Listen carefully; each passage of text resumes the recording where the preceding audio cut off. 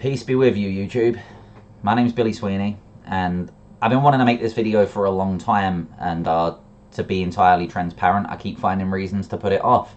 Sometimes I tell myself that I'm going to look bad on camera. Sometimes I tell myself that this office looks messy, or that I'm going to stumble my words too much and look silly. And I decided ultimately that talking about Islam matters more than all of those things. So I need to kick into gear and just start and get started. I also had a few health issues over the last few months, which all praise due to God, I have recovered from, and God willing, things will stay that way. But sometimes when you have a moment like that in your life, it will give you it can really remind you and put a lot of things in perspective.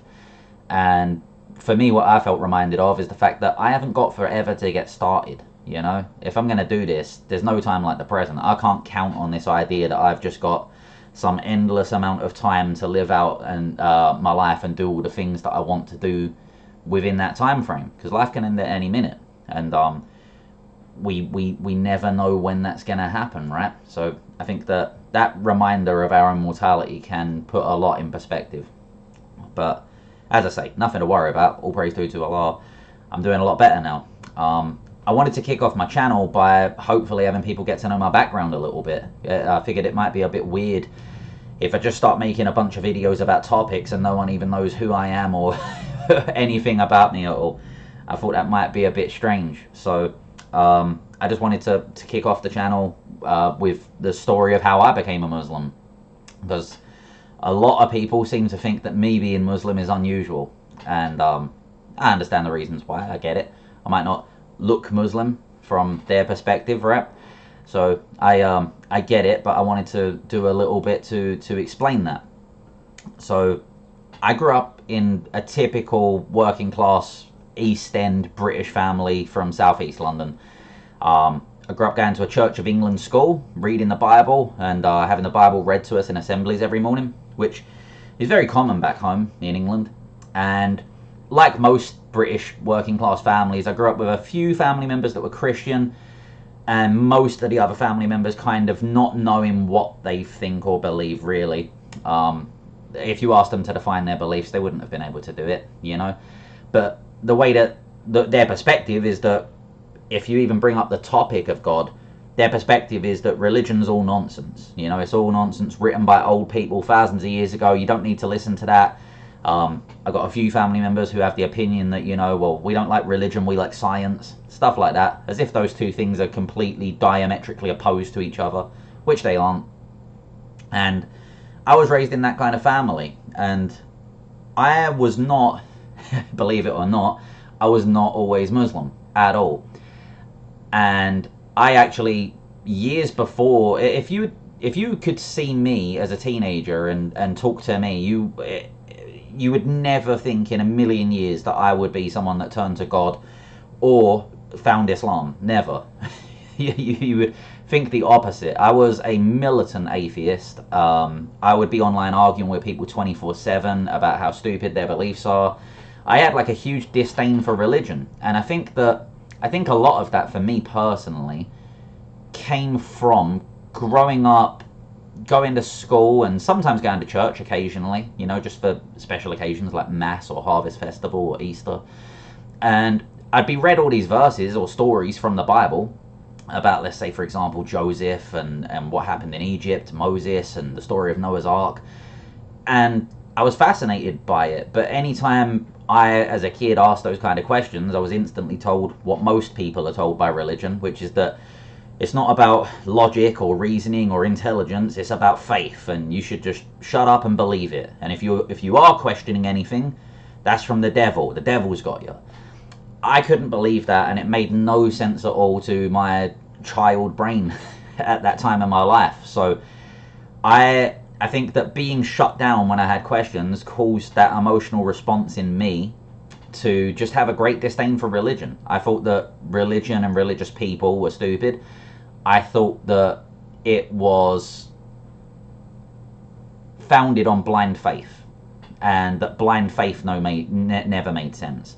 at all, because you need reasons to believe things that you're going to believe. If there's no reason to believe it, you could just believe anything, right? You could believe a purple unicorn in the clouds is the cause of lightning. You could just, you could literally convince anyone of anything if they're willing to believe blindly. So I'd already concluded that wasn't for me. But I could never shake off the feeling, even as a child, I could never shake off the feeling that there has to be a reason why we're here. I had those deep questions from a very young age. I remember holding my mum's hand, walking to school in the morning, and I might have been 5 or 6 years old. And I remember looking at trees and looking at the sky and the roads and the buses going by and stuff. And I was going to school, which I didn't like very much. I've always loved learning, but I wasn't a huge fan of school, like a lot of kids are. And on my way to school, I remember thinking, like, this is miserable. There's got to be more to life than this. I can't just be here to, like, just walk to school every morning and sit in a classroom bored. And there has to be more to this. Like, look at these trees, look at the sky. There has to be a reason I'm here. There has to be a bigger purpose. I've always had that sense. And that carried through even to this day, to tell you the truth. And I hit a turning point, right? So through childhood, I developed this disdain for religion. By the time I was a teenager, I was on the internet arguing with religious people 24/7.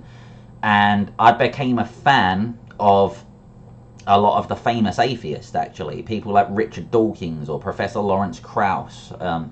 I would watch their debates online, Christopher Hitchens, people like that. And I would be online, and in my free time, what I enjoyed was watching them debate religious people and destroy them in debate, and shut them down. You see these videos with fancy titles all the time, like Christopher Hitchens slam dunks Christian, and that's what I would be clicking as a teenager. I loved it. And out of nowhere, I feel like I can only put it down to God's blessing. I've got no idea how or why this kind of happened. But I hit a weird turning point in life. For years and years, I guess before I get to that, I should just preface it a little bit. As a teenager, I was online arguing with people a lot, but I was also interested in history and ideas, philosophy in general, right? Like philosophical ideas and notions and, spirituality, which the reason I use quotes there is because spirituality as a topic is quite poorly defined, To some people, spirituality would mean being a Christian or a Muslim and turning to God. For other people, spirituality is just having a collection of crystals and doing yoga or meditating every day. For other people, it's giving charity. That's considered spiritual to them, So spirituality as a topic can be poorly defined. What I mean is that for years and years, I was interested in the occult. I was interested in conspiracy theories. I was interested in mysteries. I was interested in things that are considered paranormal, like UFOs and ghosts, and I'd read about jinn and all these topics, that are considered paranormal or a little bit out there. And I'd be reading books about Freemasonry and Manly P. Hall, things like that. I was really into the Egyptian Book of the Dead. I always felt like there's some truth in those books and texts. There's some great mystery to be found through, if you dig far enough through the historical books, there's some truth to be found there, which even to this day I do think there's some truth to be found in those texts. But that's the kind of person I was. Even though I was digging through all of these different texts, the Emerald Tablets of Thoth, another one, I would be digging through that kind of information and still rejecting God and arguing with people online. And then this turning point came out of nowhere one day. I have an uncle, Gary, who is very, very... He's got an engineering type mind. Everything for him has to be like cold, hard logic, scientific.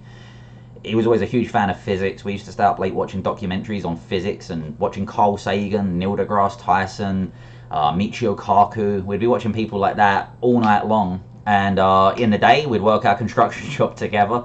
And at night, we'd sit talking science for hours and hours and hours. And I'm very thankful for him because he was a huge blessing in my life. And one day out of nowhere, I was 17 at the time, and he called me, right? And I pick up the phone, and he says, "Bill, I need your help." And I was a little bit confused because I was like, well, what could I help you with? You're my super smart uncle who's very capable. The only thing I really am ever able to help with is like construction work or something, you know, moving bricks on a building yard. And he said, well, I'm with my friend Gordon and he needs to learn how to use Twitter. So I laughed, right? I'm like, okay, he's calling me to help an older bloke learn how to use Twitter. Funny. No worries.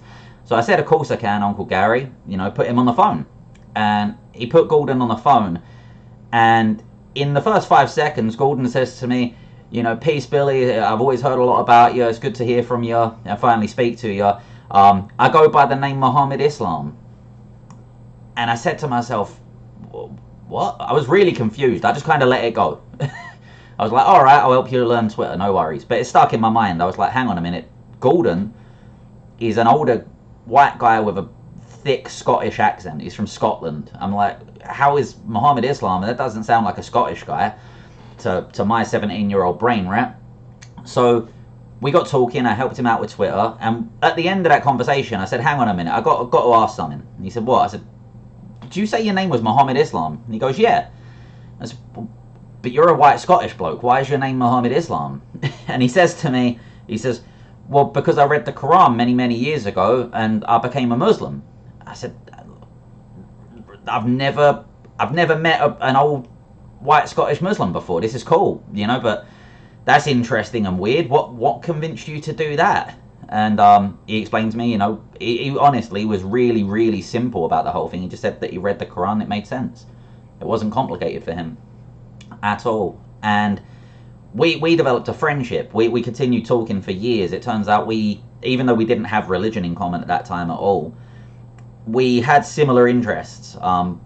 He was someone that's very distrustful of government and politics. I always was too.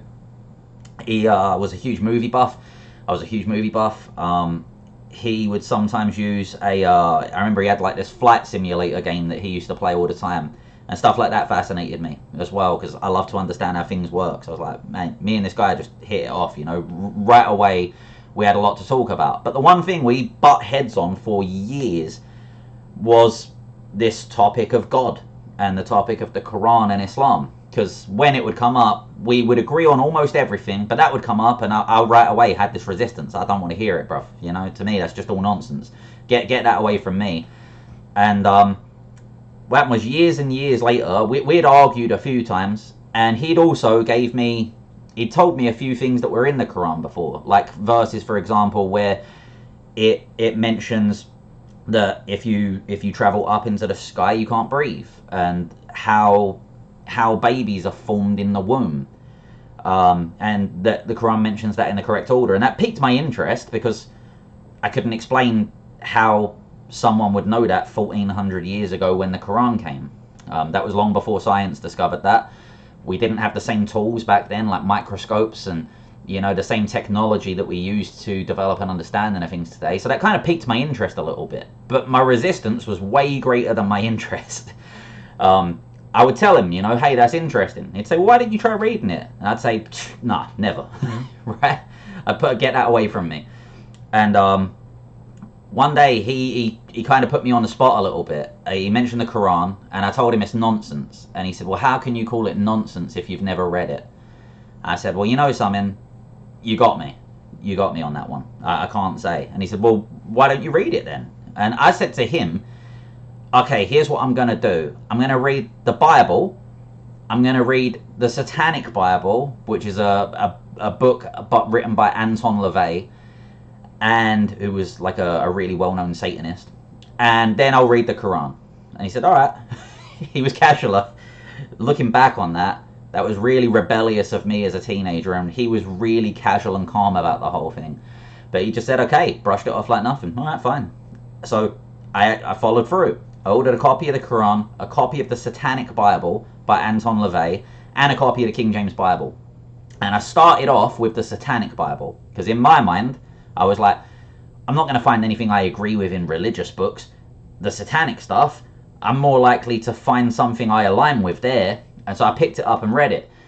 And I only made it about 3/4 of the way. It's a very thin book. It's not a big text at all.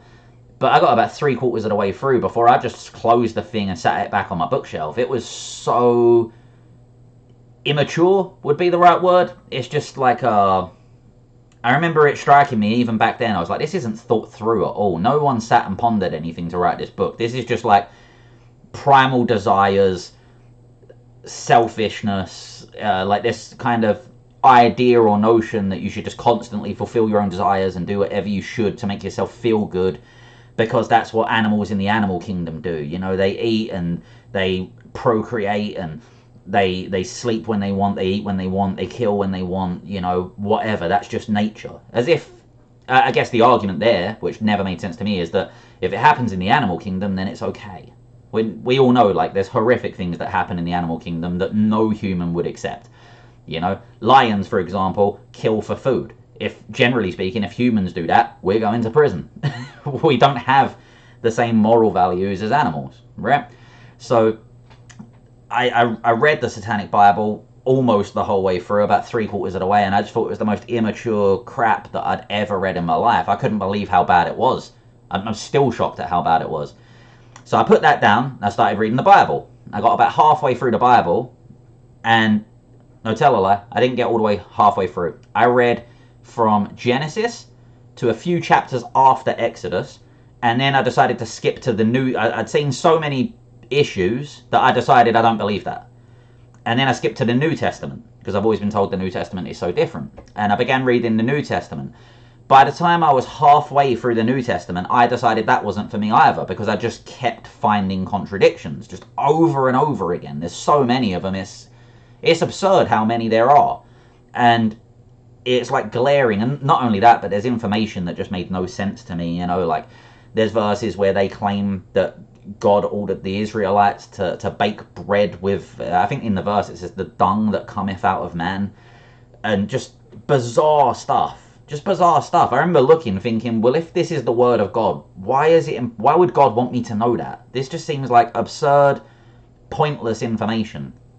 And that's not to say there's no truth or goodness in the Bible. There most certainly is. But if I'm looking at the Bible as a complete text and I'm looking at every single verse, there's too many problems for me to believe it. It's not consistent at all.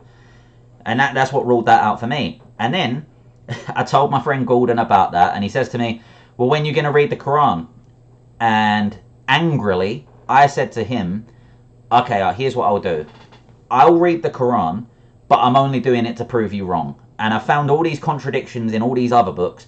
I'm going to find the contradictions, and I'm going to throw them at you. I was like, I'll do it, but just to give you a heads up, I'm going to find all these contradictions, I'm going to write everything down, and then I'm going to let you know every contradiction in this book. And he chuckled. He just chuckled to himself. He's like, all right, no worries, let me know how you get on.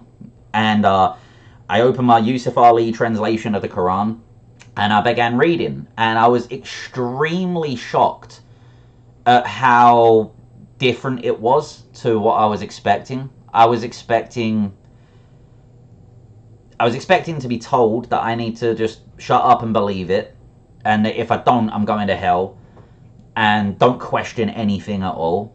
And I was expecting verses that tell me to be violent towards others because of the things I'd heard from the media about Islam and Muslims, which, you know, it's regretful to me that I even thought that way all these years later, because that's just the media manipulating. It absolutely just blatantly is. At this point, I'll put it this way, I've met, especially after going to masjids a lot when I early on became Muslim, I've met tens of thousands of Muslims in person. Not a single one of them have ever harmed me. I'm still here and I'm still fine.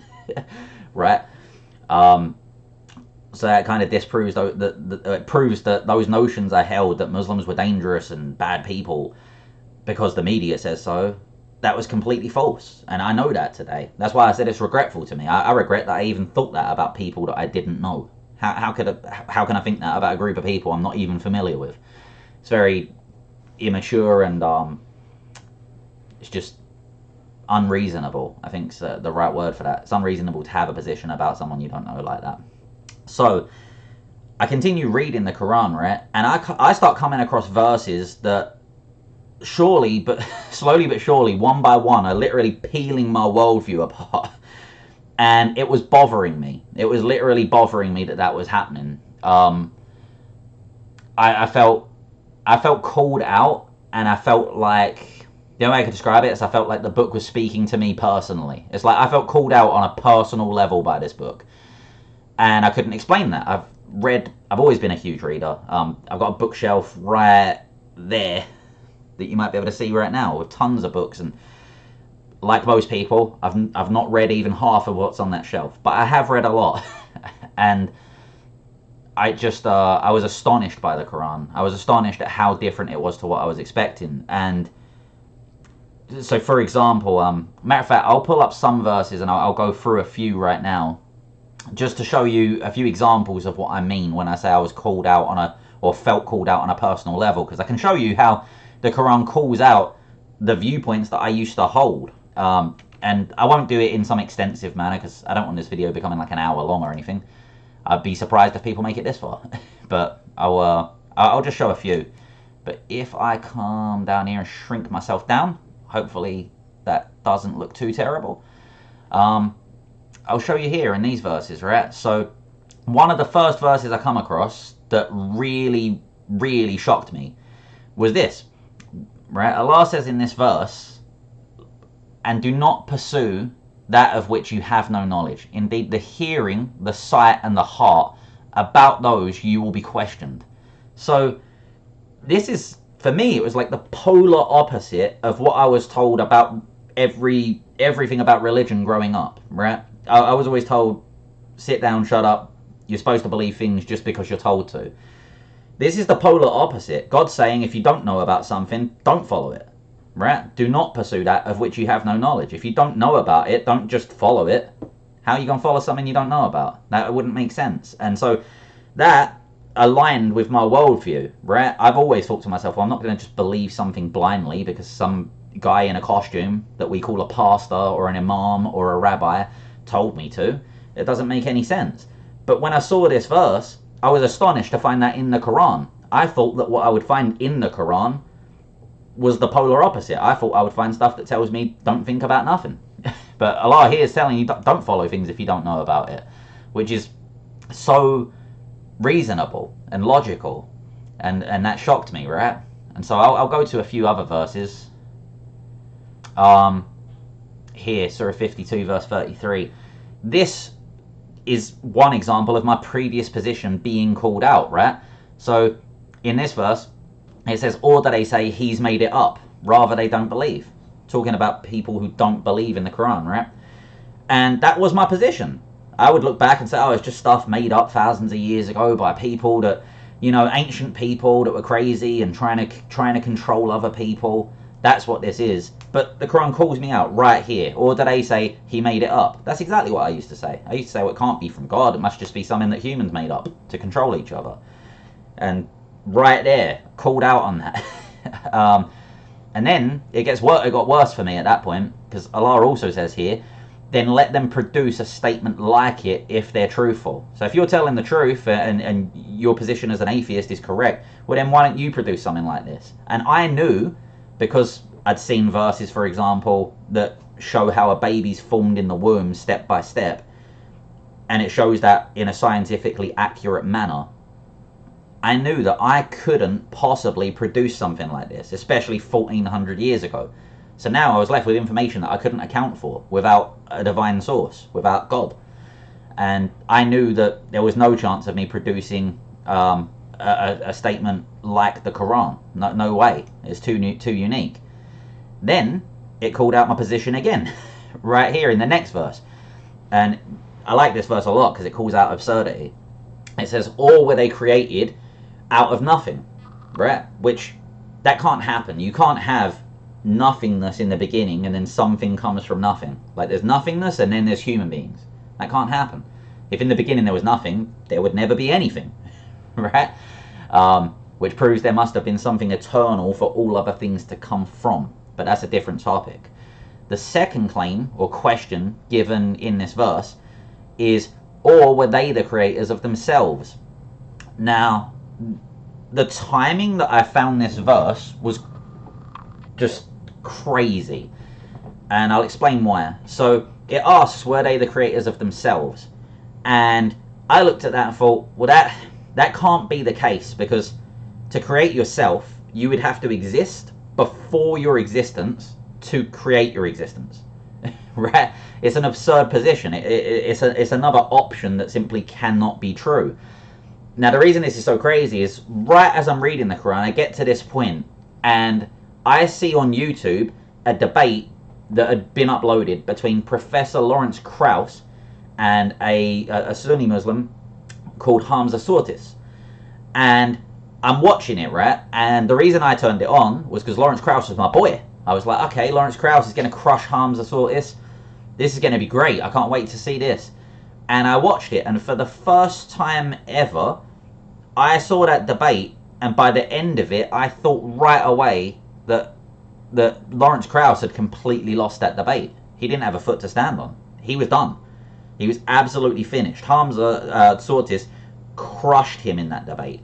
No question at all. And what caught my attention is about halfway through the debate, Hamza, in his presentation, he called out this verse and this position. Are they the creators of themselves? And I remember he gave an analogy that was kind of graphic, but he said, to say that you're the creator of yourself would be like saying that you know, trying to imagine that, you know, your own mother gave birth to herself. It's just completely absurd and a terrible position that holds no weight.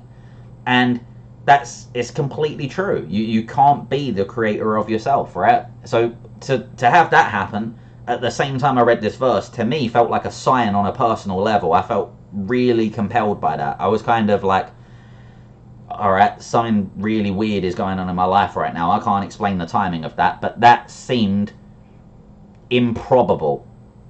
And to me, that it felt like, okay, that felt like more than just a coincidence. That's my take on it. Make of that what you will, but that's just my personal experience. Then it says, or did they create the heavens and the earth? Nay, they have no firm belief. They're not certain. Right? So, right here, obviously we didn't create the heavens and the earth. We were born into this reality where there's already a heaven and earth. Right? We didn't make it. So, the Quran kept calling out positions and opinions that I'd held previously, but I was starting to see how that can't be the case. And when the verse says here at the end, they're not certain, that's 100% true. When I was an atheist, I realized that my atheism was assumptuous. So I'll move on to another set of verses, because, like I say, I hopefully won't drag this video to a full hour. Where are we at now? Nearly half hour. I'll try to wrap it up in the next 10 minutes or so. Okay, so then Surah 38 verse 27, this is another one, right? It says, we did not create the heaven and the earth, and that which is between them, without, it says aimlessly in the Sahih International. I usually see in vain, right? So it's not created in vain, it's not without purpose, it's not aimless. And then it says, calling out my atheism again at the time, that is the assumption of those who disbelieve. So woe to those who disbelieve from the fire. Now, bear in mind that this time reading this, I'm an atheist, right? At that time. Stood for a laugh at that. And it said that that's the assumption of those who disbelieve. And I sat and pondered that, and I thought, you know, that's absolutely right.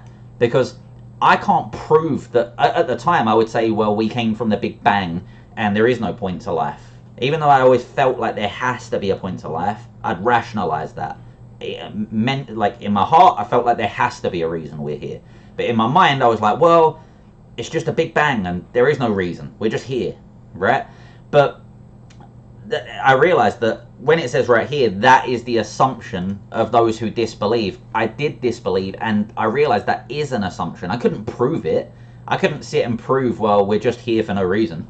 I couldn't prove that to anybody, and no atheist can. So it was just, like I say, it was like my atheism, just verse by verse, as I read the Quran, was just being peeled off me. It's just like I realized more and more how absurd that position was. And I mentioned my uncle earlier in this conversation too. When we would watch nature documentaries sometimes, there were points that physicists would make sometimes that always caught my attention. Like, for example, they would point out that the sun is just the right distance from Earth, or we would all, you know, if it was closer, we'd burn. If it was further away, we would freeze. If it was larger, we'd burn. If it was smaller, we'd freeze. If it was just burning hotter, we would burn. If it was burning at a lower temperature, we would freeze. If the moon was further away, then the gravity from the moon would not impact our tides the same way, and the Earth could go stagnant. If it was too close, the tides on Earth could go completely crazy. And all of these options basically would result in humanity not existing. And yet, somehow, we exist at just the right range for everything. The sun is the perfect size, the perfect distance, and the perfect temperature for life on Earth. The moon is the perfect size, perfect distance, perfect temperature for life on Earth. The oceans are moving at just the right rates, and there's just the right amount of water for us to live on Earth. Even if you start looking at like the noble gases, for example, they're at just the right ratios for life on Earth. Even oxygen, right? Like humans need oxygen to live. If there was way too much oxygen, we'd die. And oxygen's flammable. That's another problem. But if there wasn't enough of it, of course, then we would suffocate, right? My point being that I realized watching these documentaries on science that everything seems to just be within the perfect range for life to exist. And the more times I saw that, the harder it was to just chalk it up to coincidence. I could no longer do that. It seemed more and more like it wasn't coincidence and that it was designed or intentionally that way. But I don't want to tangent too much. Let me go on. It says here, then they do... this is another point I wanted to make. Like I said, most religions, and my view of religion at that time was that you shouldn't question anything. And this is another huge shocker I had in the Quran. It asked me, then did they not reflect upon the Quran? If it had been from any other than Allah, they would have found in it much contradiction. Now, there's a few points I want to make about this verse. First of all, I was shocked that the Quran was encouraging people to reflect on it. It wasn't saying, hey, just believe it, don't really study it, you know, go to church, do this. It was telling you that you should be reflecting on this. And that shocked me. Again, it's the opposite of what I expected to find. And then it says here, if it was from other than God, you'd find in it contradiction. And I realized right away, well, that was my position with the Bible and the Satanic Bible. They were full of silly contradictions absolutely everywhere. And because of those contradictions, the Bible couldn't possibly be the word from God. The Satanic Bible is not consistent, and it's full of contradictions, so then there's no consistency in that worldview either. It made me realize that when it says they would have found in it contradiction, that's what I was looking for to prove my friend Gordon wrong. And the problem I was running into is that I wasn't finding contradictions in the Quran. And I also wasn't finding any positions that I had an issue with. The Quran telling me, for example, don't follow that of which you have no knowledge. I didn't have a problem with that. That makes sense. The Quran telling me here, do they not reflect upon the Quran? I don't have an issue with that. Reflecting on what you're reading and thinking about it makes sense, right? It's just logical. So slowly but surely, those boundaries and barriers I had against Islam and against the Quran just began coming down. Then if they, and again kind of repeated in Surah 23 verse 68 here, then have they not reflected over the Quran, or has there come to them that which they had not come to their forefathers? Right? So again, the emphasis being, have they not reflected or pondered the Quran? Right? You can see other translations here use the word ponder, some use reflect, but the meaning is the same, right? Then here, Surah 47 verse 24, do they not reflect upon the Quran, or are there locks upon their hearts? Which, again, I felt called out on a personal level, because it made me realize that, well, it made me think to myself, when I was talking to my friend Gordon, I had so much resistance to doing exactly this. I didn't even want to read the Quran, let alone sit and think about what I'd read or reflect upon it. And that made me wonder, you know, was there a lock on my heart? Because I was resistant to that. You know, there I was reading it, and the more I was reading it, the more I was realizing that Quran was nothing like I expected it to be at all. All of my resistances began coming down, just peeled me like an onion. Do they not contemplate within themselves? Allah has not created the heavens and the earth and what is between them except in truth. So earlier we had a verse that says they were not created without purpose, right? They weren't created in vain. Now Allah is saying that He did create them in truth. So they're not in vain, but they are in truth, and for a specified term. And indeed, many of the people in the matter of meeting with their Lord are disbelievers, like I was, right? I'm not bringing up these verses to insult anybody. That was my position, and my point is just to try and demonstrate how the Quran doesn't avoid these positions. It addresses every single one of them. It addresses the position. It addresses all of the ideas that I previously held as an atheist. The Quran calls out and resolves. It doesn't do what you might expect and just kind of tell you, like, hey, listen, you should believe in this just because I say so. Don't ask questions. It doesn't do that. Now, I want to give credit for this verse. I mentioned earlier in this conversation, right, that to me, I felt like the Quran was talking to me on a personal level. I felt very called out on a personal level.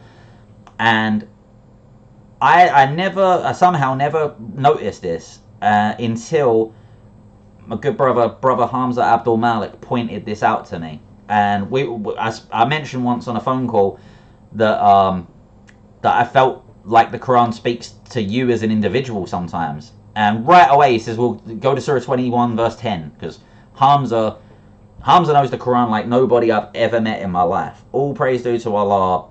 He's absolutely blessed with that. So without skipping a beat, he says, go to Surah 21 verse 10. And what do I find in Surah 21 verse 10? We have certainly sent down to you a book in which is your mention. Then will you not reason? So again, the Quran's telling you to reason. And right there, I said the Quran has always felt like it was talking to me as an individual at times. And Hamza points out to me that the book literally tells you that. It says, we've certainly sent down to you a book in which is your mention. If you're watching this video right now, in the Quran is your mention. Human beings, all of us, we are mentioned in this book. It talks to, as Hamza rightly put it, he said to me, he said, the Quran speaks to the reader. He's 100% right about that. And all praise belongs to Allah. I've been very blessed to have him in my life, because it gives me a lot of insight that I haven't gained by myself. So all praise due to Allah for that. I'm very thankful for those blessings. And then I wanted to mention one more verse here, just to kind of show people that a lot of people have these notions that Islam's violent and terrible, and that, you know, you should kill people you disagree with, or just crazy stuff like that. And so I just wanted to point out that when I saw this verse, I was also very shocked. Right here it says, say, O disbelievers, I do not worship what you worship, nor are you worshippers of what I worship, nor will I be a worshipper of what you worship, and nor will you be worshippers of what I worship. So how's this verse end? For you is your deen, and for me is my deen. For you is your way, and for me is my way. Or translated, for you is your religion, and for me is my religion. Now notice, that's an entire chapter, right? That's chapter 106 in the Quran, or chapter 109, or Surah 109. And I just wanted to point out that if you look at these verses, for example, there's nothing there that says, hey, you don't believe what I believe, and you won't worship what I worship, so now it's war.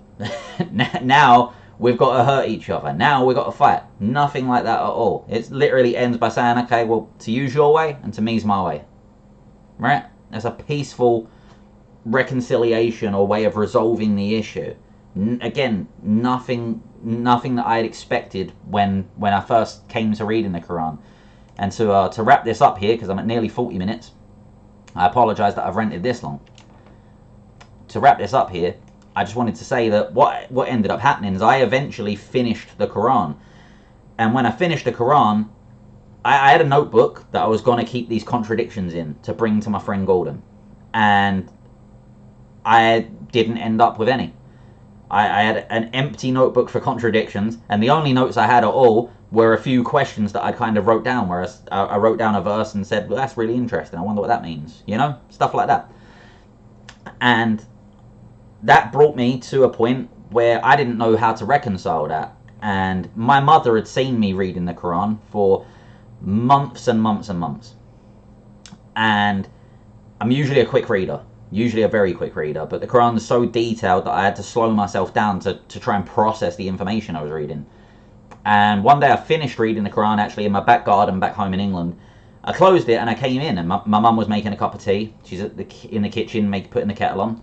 And she says to me, "You're still reading that?" And I said, "Actually, it's funny you said that, Mum, because I just finished." And she goes, "Oh, all right, what did you think of it?" And I said to her, I said, "Mum, I think I'm a Muslim."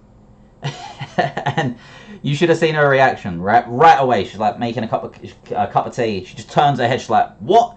Sit down. I'll make you a cup of tea. Sit down." "Well, Billy, what about why'd you say that?" I said, "Well, everything it says I agree with, Mum. Like it talks about giving charity and taking care of widows, and it's a really beautiful book, and it talks about the fact that the world didn't just happen by accident, and it's clearly designed by an intelligent creator, and we need to take care of orphans, widows, the needy, to be charitable people, and that we've got a moral duty to do that." And she was happy with that, right? But she also had the common questions. Well, what about terrorism? What about what the news says? What about what the media says? And I told her I didn't find any of that anywhere in this book at all. And she was happy to know that. And that was it. That was when I kind of had this moment where I told myself that I've looked through this book, and every claim I've seen that I can confirm has come out to be true. Like anytime I've examined anything, even when I thought that I might have found a problem, it turned out that I was wrong. It wasn't the book being wrong, it was me. I was misunderstanding something, or literally just misreading it. And then I would look back through and found out I was wrong, and that was it. From that day on, I knew I was going to be Muslim, because there was no issue that I found at all. I got to the end of the book and I hadn't found a problem. And I contacted my friend Gordon, and I told him, I said, "All praise belongs to Allah, Lord of the worlds. I've got nothing to say. I've got nothing I can bring to you, man. I was going to try argue with you. I've been thinking about this and reading it for months. It's been convincing me, and yet I've still had so much resistance to saying, no, this can't be happening. This can't be real. I couldn't have been wrong my whole life. There's no way." And I just had to hold my hands up and say to him, I remember crying and telling him that his presence in my life, and I still feel this way to this day. Gordon, if you happen to watch this video somehow, know that this is still as true today for me as it was back then. But to say that you and I are crossing paths in life and meeting was a blessing would be such an understatement. I couldn't be more thankful for the day that I met you, man. The day that my uncle called me because you wanted to figure out how to use Twitter and need a little help from a young guy on social media, turned out to change the course of my entire life and literally shattered my worldview, or resulted in my worldview being shattered. And here I am today. All praise due to Allah. So I cannot express my thanks for that more.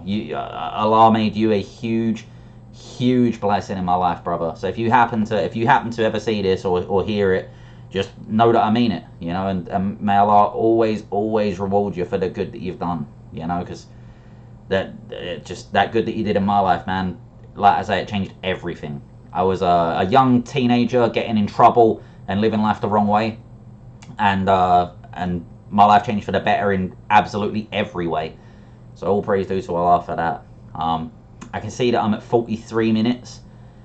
I won't drag it on any longer than this. I will wrap up here, and if anyone has any questions or anything, feel free to ask. You can message me, drop it in a comment. I don't mind. I'm an open book as a person. I know I get a lot of questions about being Muslim. People ask me, how did my family react? How did my friends react? Did I lose friends or family that stopped talking to me? What was it like going to a mosque or a masjid for the first time? I get asked a lot of questions. So if you happen to have any, feel free to ask. I'm an open book, and I'll do my best to keep up and respond. But if you've listened this long, may Allah reward you for your patience putting up with me ranting for this long. I I appreciate it, and I hope that my story and some of the verses I've shared might help show a few people that the Quran is reasonable. It tells you to think about things that you're believing. It doesn't tell you to blindly believe. It's peaceful. It doesn't tell you to be violent to people. It tells you specifically to say to you is your way, to me is my way. There's also other verses that say there's no compulsion in deen, so there's no forcing your way on anyone else, because that would be compulsion. There's